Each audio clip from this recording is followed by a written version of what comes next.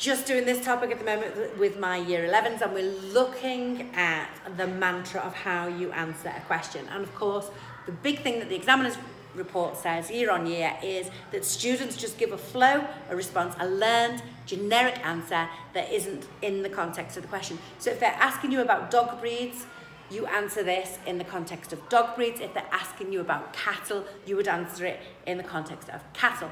However, within that, there is very much a standard response, and I just want to look at two parts of that standard response and discriminate between what would make a grade 5 student and what would make a grade 8 student, for example. So selective breeding, what do? We choose the organisms with the desired characteristics.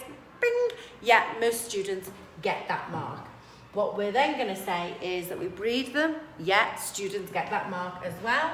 What we then say is this bit, and this is the bit where students miss the mark. We select the offspring with those desired characteristics.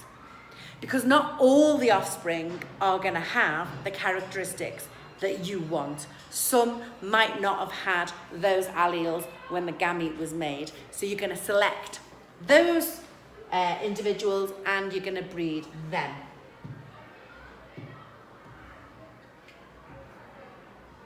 Then the other thing that you've got to get into your answer is the idea that it's many generations. Now that many generations, depending on the organism that you're breeding, might take a lot of time. If you were breeding bacteria or pea plants or something, then it's going to be a little bit quicker because their life cycle is shorter, right? But generally, these are the two things that students miss, three things that they miss in their answer.